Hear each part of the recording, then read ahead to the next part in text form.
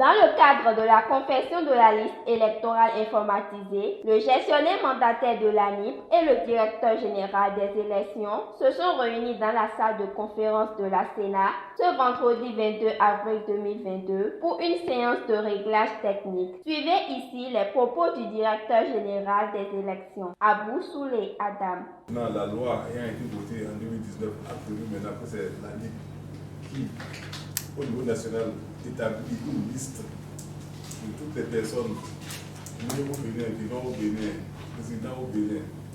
Et c'est cette liste informatisée, numérique, sera extraite la liste des personnes qui sont en âge de voter.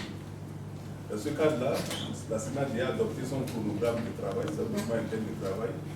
Et dans ce document interne de travail, nous avons l'obligation de rencontrer toutes les parties, comme l'a dit, parce que la liste est notre principal pourvoyeur, le principal intrant. Parce que sans la liste électorale, pas d'élection. Et sans la liste électorale, on souhaite connaître le nombre de personnes qui seront inscrites pour être capables de voter.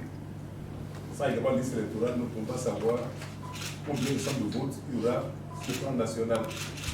Ces éléments-là contribuent largement à faire les évaluations en matière budgétaire au niveau de la Sénat. C'est pour cela que, prévoyant que les élections sont le 8 janvier 2023, nous voulons nous assurer progressivement que la LIP est en train de remplir les conditions pour nous donner cette liste-là dans les délais qui sont prévus.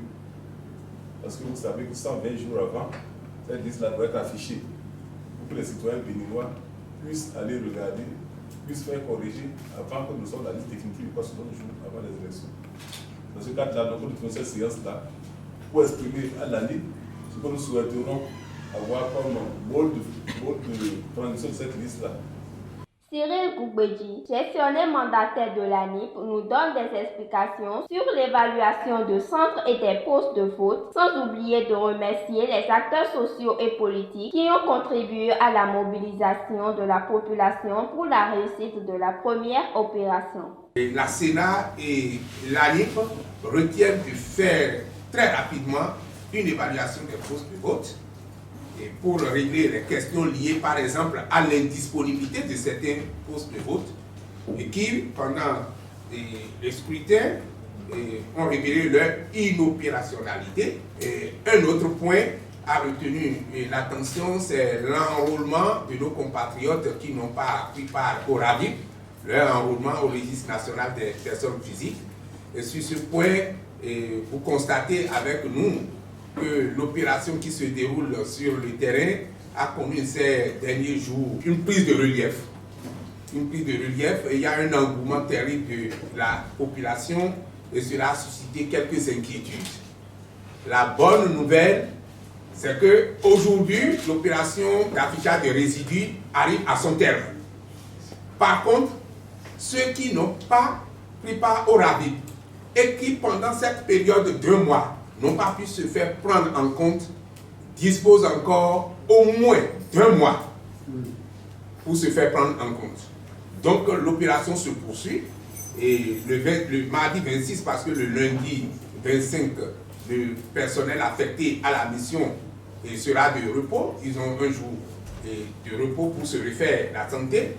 Et donc le 26 avril, le processus continue, le RAVIP continue pendant au moins 30 jours pour ceux qui sont des potentiels électeurs et qui, sans faire le RAVIP, ne pourront pas apparaître sur la liste électorale informatisée. Et après cette période d'1 mois, donc du 26 avril au 26 mai, nous allons encore consacrer 4 semaines, donc un autre mois. Ça va faire 2 mois pour les enfants qui n'ont pas fait le RAVIP et qui en auront besoin pour leur inscription à la rentrée prochaine, et des gens qui n'ont pas l'âge de voter et qui n'ont pas fait le RAVIP, donc qui en ont besoin parce qu'ils auront besoin d'acte de naissance sécurisé, de CIP ou de carte d'identité. Nous consacrons encore un autre bon mois au profit de ceux-là. Ça veut dire que pendant les 4 semaines qui arrivent, si un potentiel électeur refuse de s'inscrire au registre national des personnes physiques, il aura choisi. Nous disons à ceux qui sont dans les longues files d'attente qui se disent que aujourd'hui, ce vendredi 22, l'opération est terminée et que franchement, ils ne pourront plus être pris en compte, nous leur disons, ils n'ont pas encore perdu. Ils ont encore un mois pour se faire prendre en compte. Nous profitons pour lancer un appel aux acteurs sociaux et politiques qui nous ont aidés pendant cette première opération à mobiliser la population. Nous leur disons franchement merci parce que les acteurs politiques ont sonné leur électorat, ils ont mobilisé leur électorat, ils ont sensibilisé la population et nous avons ressenti ça sur le terrain. Nous en sommes très heureux parce que le but que nous poursuivons, c'est d'avoir la base de données la plus robuste au niveau national, contournant l'ensemble de nos compatriotes qui devront se faire attribuer leur numéro personnel d'identification qui est la clé d'accès à de nombreuses prestations de services de l'État au profit de sa population.